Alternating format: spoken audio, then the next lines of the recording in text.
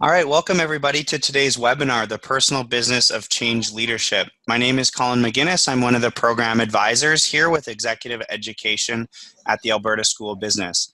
Our speaker today is Shona Welsh. Shona has spent 30 years in learning, communications, and change management in government, post-secondary, and the corporate sectors. She has authored 5 books and numerous articles on mentoring and business topics, including culture and HR issues. Shona holds a BA from the University of Alberta, a Master's in Workplace Learning from the University of Calgary, and is a certified corporate coach and human resource leader. So welcome, Shona, and I'll turn it over to you to get started. All right, thank you, Colin. Before we get into the 3 questions that are the topic of our webinar today, I want to talk a little bit about what exactly do I mean by this concept of change leadership being personal business. So basically, in my career as a change agent in organizations, whether I was a junior manager or a senior leader, time and time again, I experienced huge resistance to change, first and foremost, at the leadership table. And I think this is critical to discuss because we focus a lot of our time in change leadership programs on how we get employees to go along and hopefully embrace the change. And I think we don't focus enough on how we engage leaders with that. Obviously, we need change strategies and plans with our employees, but I think the fundamental issue does lie with leaders. So it's important to know that this resistance that I experienced from leaders often came from leaders who were actually advocating for and saying that they wanted the change. And because I experienced this behavior over and over again, no matter where I worked, corporate, government, post-secondary, not-for-profit, I knew there were deeper issues at play on a personal level with these leaders, and that was really their own issues with change. And that's basically why I call this webinar Change Leadership is Personal Business. It has to start with each individual leader on a personal belief level before it can be applied to business change processes. So I'm really hoping that our time together today is going to make that clear. So after experiencing leadership resistance over and over again, I decided that I needed to get a lot smarter about how I communicated with leaders, whether it was in an interview for an employment situation or as a consultant. And I started doing the following 4 things. First of all, I was crystal clear, sometimes maybe overly blunt, that leaders needed to be prepared to change as well as employees. And without exception, those leaders would nod and agree and say, oh yes, absolutely, and we're committed to that. So, okay, great. Felt like we were in agreement. The second thing I started to do is be really clear about laying out the costs of change initiatives in very concrete terms. And then I would ask leaders if they were prepared to make those investments. And again, absolutely would be their reply. Great. Moving on, the third thing I did was I would describe how long it would realistically take to affect change in the way the leaders said they wanted. As you see on the screen, the average time it takes to really see a change through is 18 to 36 months. Now, if it's a more complex or larger organization, it can actually take longer. But again, I would get leaders' agreement that, it wasn't going to take 3 months, it was going to take 18 to 36 months. And so that was great too.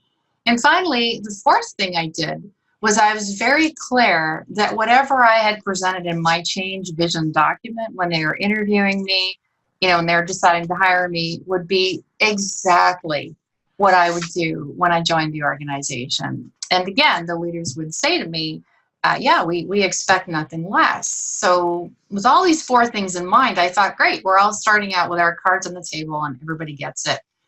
But much to my chagrin, I still experienced the same leadership resistance I always had, even when I got these 4 things straight.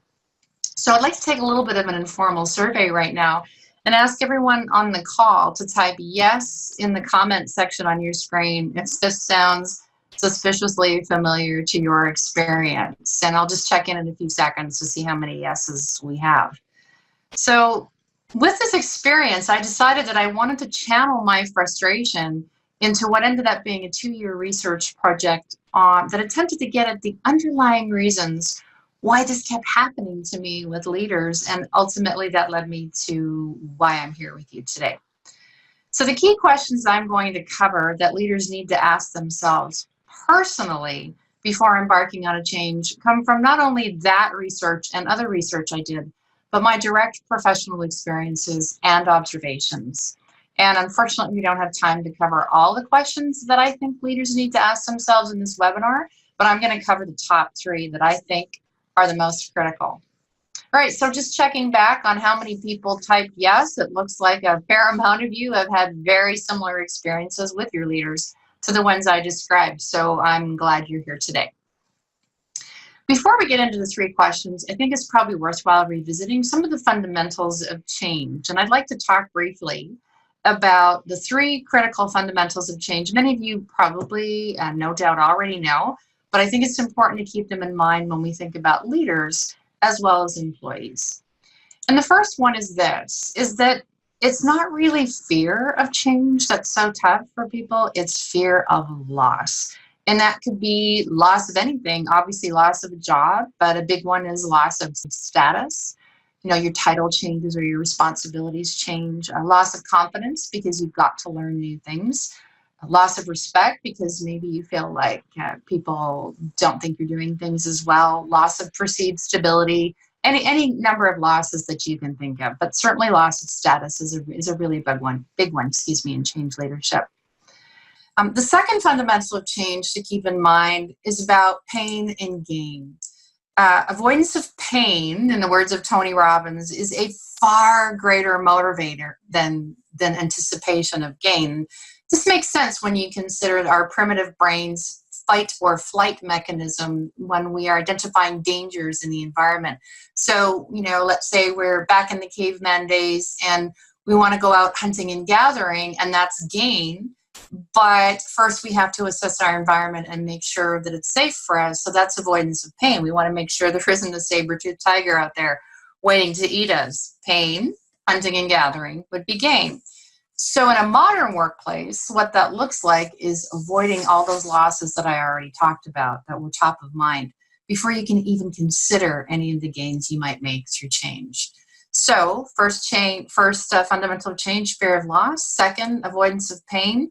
And the third one is about the nature of change itself. And it comes from the work, William Bridges, he's one of my favorite researchers in change. And he says, it's not the change that gets people, it's the transition. And so what that means is change is an event, it's situational. Whereas transition is a process, it's psychological. And a quick example of that is, let's say that you move to a new community. There's quite a transition period that you go through before you get comfortable. You don't know where things are. You don't have a familiar routine. You don't have a set of friends yet. And you know, that discomfort will multiply if you, say, move to a different province, and then multiply even more if you move to a different country. You get the picture. So I think the point is that these 3 things, fear of loss, avoidance of pain, and psychological transition, are as true for leaders as they are for employees, and that's just simply the human condition. So let's keep those things in mind as we discuss the 3 critical questions the leaders need to ask themselves before they even begin implementing change. And the first question is, have I been honest with myself about my preparedness for change? And we're going to spend the most amount of time on this question, not only because I think it's the most important one, because it also leads to the other 2 questions. So I'm going to say up front, I am at heart an optimistic person. I have to be. I've been a change agent, and I'm really optimistic about human nature. So if the following statement sounds cynical, it's not intended to be. It's intended to be realistic. But I do believe we can overcome it, and that's this: that people lie to themselves, and not only do people lie to themselves, they do it all the time. And leaders are, of course, no exception. And this fact that people are masters of self-deception is why, in my opinion, the art of self-evaluation is perhaps the best thing we can teach employees, leaders, human beings. And I can tell you with certainty that based on my research, that the vast majority of leaders who resisted change, said they supported change, but they really hadn't done the extremely difficult and necessary work of understanding their own fears about it. So let's talk about that in more detail. And to do that, to explore it, I want to take you back to Charles Darwin, who many of you will know originated the theory of evolution. What a lot of people don't know is that Darwin also contributed greatly to the field of psychology and human behavior.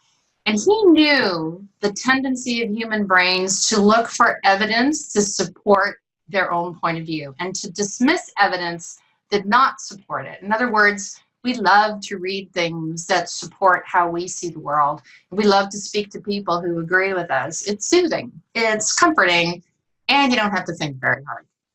But because he knew this, when he was developing the theory of evolution, he made meticulous notes on all the fossil records and unique species he encountered that appeared to contradict his theory of evolution, because he knew he could not trust his brain to retain the contrary information. Now, without getting into details, there's a good biological reason for this. Our brain is looking for ways to conserve energy, and it does this by identifying patterns, labeling those patterns to help us understand our world, and then moving on. So in other words, if it looks like a duck, and it quacks like a duck, and it acts like a duck, it must be a duck, right? So that's not always necessarily true. It may well not be a duck. Let me give you an example in the media recently. It's about boys from a religious school who appeared to confront a First Nations drummer in Washington, D.C. Now, at first, the videos posted of the incident made it seem clear that one boy in particular was behaving in a racist manner. But as the week went on, it became evident that there were many other things going on in the situation. Harassment of the boys from a fringe religious group, the drummer's stated intent to intervene to calm the conflict, the boy's assertion that he felt the drummer was blocking him, and on and on. And here's one symbol from that incident that caused those pattern belief systems I've talked about to kick in, that led people to reach conclusions based on their own particular belief system. Now, the point is not to determine who is guilty. The point is that upon seeing that hat on some of the boys, assumptions were reached, conclusions were made that may or may not have been true.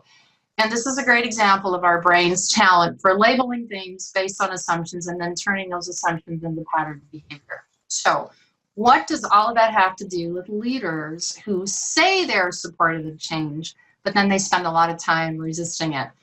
Well, my experience is they may not actually realize that's what they're doing. They may be so entrenched in their own belief system about the change, who they are, and how they think they're behaving, that they cannot see they're actually blocking it. I'd like to give you an example from my career. When I was working in the oil and gas industry in Calgary, I worked with a number of companies that we had an umbrella company, and one of our smaller companies was about 700 employees, and we were about to have to lay off 300 of them because we lost a major contract. So almost 50% of our workforce in that particular company. And a few days before the president was going to announce this at a town hall, he said, "Hey, have a look at my speech. What do you think?" And unfortunately, it was this collection of platitudes and what we call leadership doublespeak, and ostensibly soothing and positive words that would actually do nothing to soothe anxious employees and make anyone feel positive. It also had no information about the layoff plans, when they would happen, and how the company might actually rebound from this difficult situation. The president felt good about it, but nobody else was going to feel good about this. So I told the president this in more diplomatic terms, and after a bit of back and forth, he finally admitted the truth to me that he actually didn't know what to do. And I said to him, why don't you just say that? Why don't you go out there and tell them you don't know what to do and ask for employees' help? And of course, he was horrified. And he said to me, I can't do that. I'm the president. I'm supposed to have the answers. And there it was, the pattern belief system that he had about what it meant to be president. You have to be positive. You can't show weakness, and you absolutely can't say that you don't know. And that might have worked well for him when things were going okay, but it wasn't going to work in a time of crisis, massive change, and massive anxiety. So we spent the next few days in intensive coaching sessions. We dug beneath his belief system, And when he finally walked on stage to do that town hall, I got to say he was really nervous, but to his everlasting credit, he stood there for a few seconds and then he took the plunge. He told truths. He told them how many people would be affected. He told them he wasn't sure when because of the project wind down. More importantly, he told them he had no idea how the company was going to recover from the setback, but that he was open to ideas from anyone. And what happened after that, he still describes as the pivotal moment in his leadership career. There was this wave of people that kind of crashed the stage, and they had all kinds of ideas, and they made all kinds of appointments with him. It took him 45 minutes to get out of the auditorium. And over the next few weeks, he met with a lot of the employees. And long story short, not only did one employee's connections lead us to a new contract, we had to retain all 300 employees to fulfill that contract and hire 100 more. All of this because the president made an inner decision to acknowledge a pattern belief system he held, his fears behind it, and that clearly he could see how he was blocking his ability to be effective. So he finally did something counterintuitive. He showed vulnerability. So what I learned from that and other experiences and my research is that our first step in effective change, leadership, has got to be about making sure the leaders are completely self-honest about how they're reacting to change, their belief systems about it, what they're doing to block it, and how they're going to get past it. So as I've mentioned, one way to do that is through coaching, certain kinds of EI training, emotional intelligence, other exercises that we do, but there's a whole range of approaches. But make no mistake, the answer to the question, have I been honest with myself about my preparedness for change, is, in my opinion, the central question to be resolved with your leader before you even start embarking on change.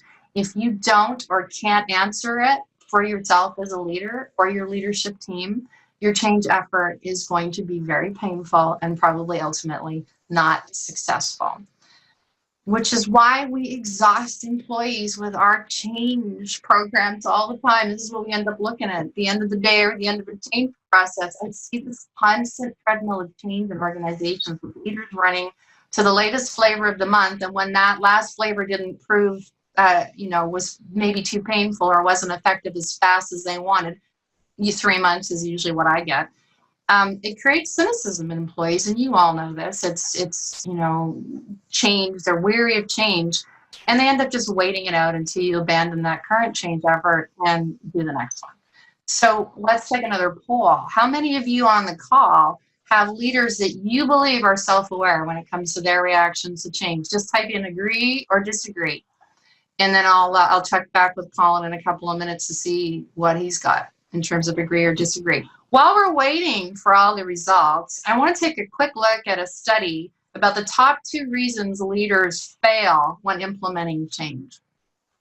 And the first one is they disappear as soon as a change is announced. In other words, I have announced it, I'm going to now wash my hands of it, and I'm going to turn it over to the HR department or the communications department or frontline supervisors to do the heavy lifting. And that's never going to work. It's not effective because we need our leaders front and center championing the cause. And the second reason leaders fail, according to this research, is failure to support the change in not only words, the announcements and the talk, but the actions, right? People pay attention to what you do, not what you say. So in my opinion, these are the 2 reasons that are really strong indicators that leaders have not done the hard work of self-evaluation that we've discussed. So Colin, over to you. I can't see the answers. How many agree, disagrees do we have in terms of leaders being self-aware? Shona, unfortunately, the chat function is not working right now, so unable to get you those numbers, but we are working to try and get that enabled. So I see a lot of people raising their hands on my screen. So I'm betting most of you are agreeing because that's reality, and probably some of you are disagreeing, in which case, if you disagree, fantastic. You've got some leaders that are self-aware. Thanks, Shona. Okay. As I mentioned, we're going to spend most of our time on that first question because it's the most important one. Now I want to look at the second one, and it falls out of that self-evaluation. Here's the second question. Are you giving, as a leader, honest answers to difficult questions?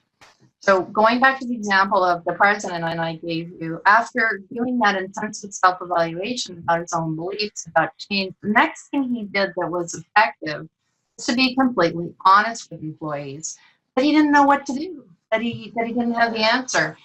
I have a mantra in my coaching practice I've developed over the years that I share with change leaders until they are sick of hearing it, and it goes like this.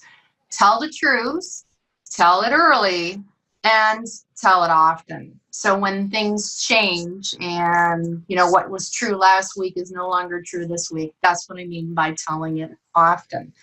I am still amazed in this day and age of social media that some leaders continue to think they can keep secrets about organizational change and why it's happening. I mean, sooner or later, it all comes out. And if it doesn't come from the leader, then you as a leader not only have no influence on how accurate the story is, you no longer have a lot of credibility either. And if you think for a minute, because I get this a lot from leaders as well, that we'll just tell them part of the truth, if you think that's okay, understand that the part you're not sharing is also going to come out eventually.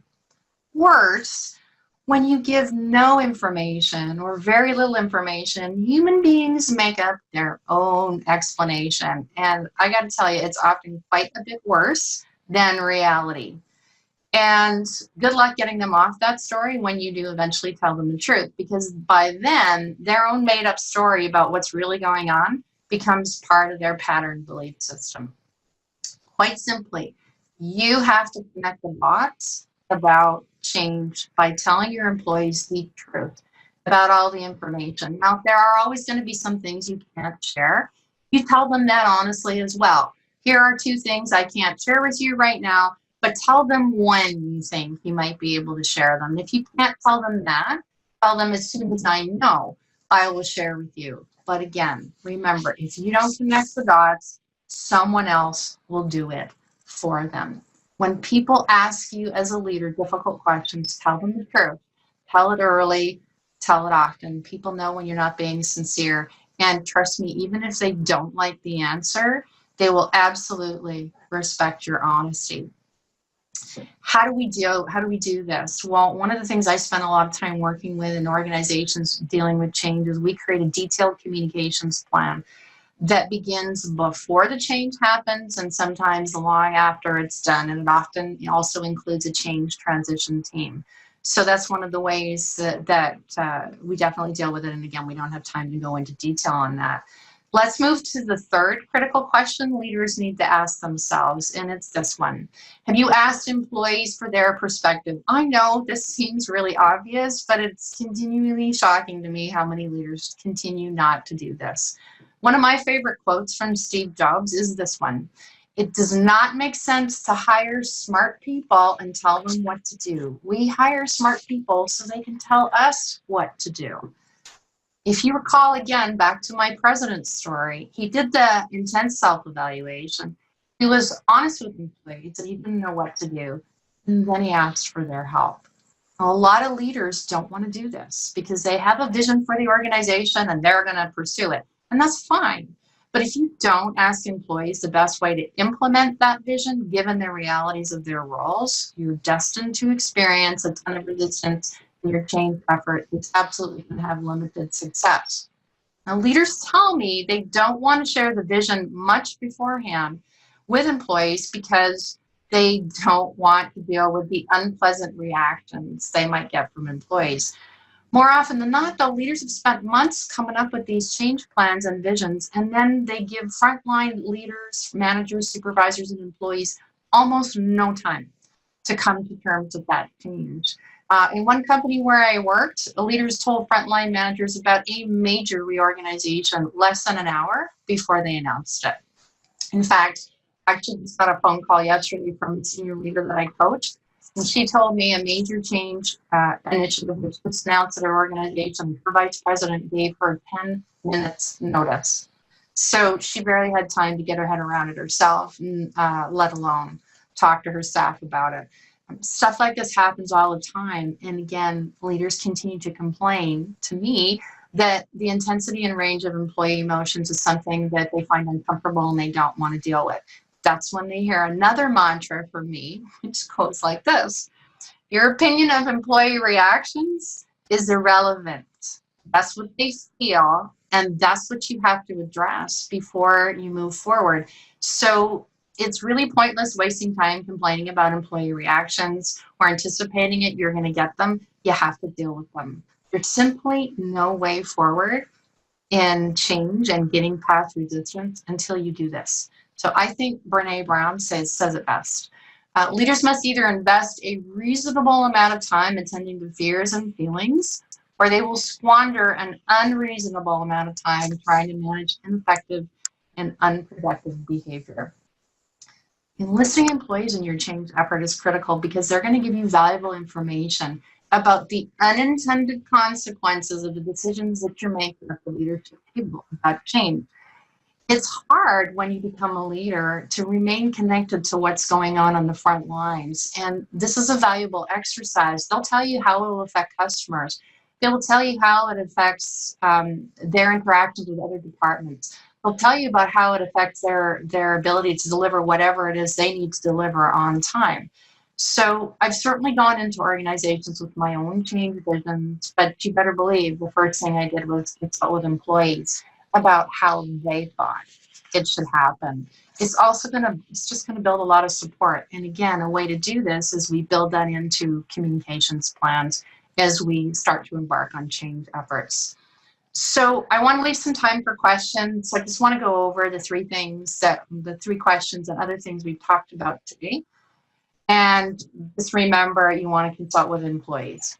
The first thing we talked about was that leaders can often be the most resistant to change despite saying they support it. They probably know it's the right thing to do, but they may have their own fears about fear of loss and those things we talked about, which were these three things: fear of loss, avoidance of pain, and remembering that transition is a process of psychological, and leaders go through this because they're human, just like everybody else. We start with them, it gets easier with employees. And then here are the three questions. I've been honest with myself about my preparedness for change, because unless I do this tough work, it's going to be hard for me as a leader, to affect that change and make it successful. Do I give honest answers to difficult questions? Social media will out you every time, so you might as well tell the truth from the beginning. Tell it early, tell it often. And finally, have I asked employees for their perspective? They're going to tell you about the unintended consequences of your vision for change, and then you can make those course corrections as you go along. All right, so time for some questions. Colin, do you have any? So we're just waiting to see if any questions come in here, Shona, but definitely watching the chat box. But just want to thank you on behalf of the team here at Executive Education for lending your time to this webinar, and it was great for sure. So we'll just see if a couple of questions come in here. So we'll get to one here. So we have a question from Anya, and it is: why is there such enormous expectations for employees to be flexible and adaptable when it seems that leaders are comfortable? When leaders are comfortable in preserving the status quo. Well, I mean, that's the irony of it, isn't it? And it actually, it's the very thing I was talking about today, Anya, we have to start with leaders. And that's why when you're a change agent, if you're not the leader, if you're coaching leaders, that's why I think these questions are really important to coach them through. Some executive teams I work with, I'm not telling you it's a fun thing to start off with, but when they get into the habit of actually going, well, what do you mean? If I ask them a question, well, how are you really feeling about it? It does get them to think really more closely about, what am I doing and why are we doing this? But you're right. The irony is they want everybody else to change. But as we saw from the research, they want to announce it and disappear. And again, it's not because they're not good people. It's because it's difficult stuff, right? And it's often hard to deal with those emotions. But hopefully we can continue this conversation with our leaders about important questions to ask themselves. Great. So we'll get to a couple more questions here. There's quite a flurry of them coming in, but I don't think we'll be able to get to all of them. But again, we can set something up, and if you're available, Shona, to field a few more questions by email, that'd be fantastic. But I'll get to the next question here. As an HR professional, what do you recommend to learn more on training and change management? Oh gosh, there's a ton of stuff out there on change management. I mentioned that I'm a big fan of Bridges' work. There's a wonderful. I would start with Bridges because I think he sets it up really quickly. You can also read Cotter and Kurt Lewin, and I can certainly provide a reading list that Colin can send out. The other thing that I would recommend is looking at, and I'll put this on the list, is there's a model of change that's developed by a fellow named Noster, Knoster. And as an HR professional, I found that really interesting because he talks about, I think it's like 7 or 8 elements that have to be present for change to be effective. And if any one of them is missing, your change is not going to be effective. And we talk about this in the course that I do at U of A. We look at his model. And I think it's such a brilliant model. If you just Google Noster's change model, Knoster, you're going to see it. It's really, really simple and just has a brief explanation underneath it. But I highly recommend you start with that as an HR professional and then get a seat at that table, at the leadership table, and talk about how we're going to start with coaching leaders through it first. Great. And couple more questions here, Shona, if you've got a few minutes. You did mention a reading list, and we did have a question about recommendations for other readings. So if there's anything in that regard that you wanted to touch on, recommendations that folks can learn more. Sure. And I'll give the reading list to Colin this afternoon. You can send it out with the webinar link and everything. So I like to read widely outside the change sphere as well. And I like to read books like Nudge. I can't remember the author right now, but that's one of the Nudge, Nudge. The Resilience Factor is another one that I have loved and used in coaching leaders, and that's by Reivich, Reivich, and Schate, Schatt, and again, I'll put this on the list. But they talk about, how actually people deal with adversity and change. So the psychology behind it, I think, is important to widen your scope of reading around not just change management, but the psychology around human behavior. Nathaniel Branden's work, Branden, is also great around self-concept in the leadership world, not just in the leadership world, but I love his work because it really talks about the elements of self-esteem and self-concept, and it really ties greatly to the coaching that I do with leaders and how they perceive of themselves as leaders. So there's just a few quick suggestions. Great. And final question, there's been a few that are around this theme. About employees creating change upward, so moving their change upward and allowing supervisors and managers to buy into that. So any recommendations on that? I don't know about recommendations so much, but I can talk about an experience really briefly I had where we were trying to implement a change in a multinational company, and I was having the issue with leaders that I've described here today. And I was doing some management development program with frontline supervisors and employees, and they were trying to advocate for a change. And I said to them one day, when you think back in history, if you're a student of history, is there any revolution that ever started with the king? And if you're a student of history, you know that kings never start revolutions because they're perfectly happy and comfortable. Thank you very much. It's always the peasants that start the revolution. And some of these leaders laughed and said, so basically you think we're peasants. And I said, no, what I'm saying is that when you get a collection of people like the employee level or frontline supervisor level that can get together and create a compelling case for change, like create a business case, and explain all of that. And again, we talk about how to do that in the course that we do. you actually can affect change upward. It takes a while, but we are able to do that in this organization that I work with. It was definitely a grassroots change effort, and the leaders in the end had no choice but to go along with it, and it was great. It was a really positive change. Excellent. Well, I think we're going to wrap it up there. Shona, again, thanks so much for your time, and we appreciate it. And I hope that everybody enjoyed the webinar today. So as mentioned, we will send out the recorded link with a reading list and an opportunity to pose a few more questions. So apologize to those questions that we didn't get to, and the technical difficulty with the chat earlier in the webinar. But other than that, we hope to see you again soon. We will be running a series of webinars over the course of the year, so stay tuned for more topics and a taste of some of our other instructors here with executive education at the U of A. So thanks again and take care. Thanks, everyone. Bye.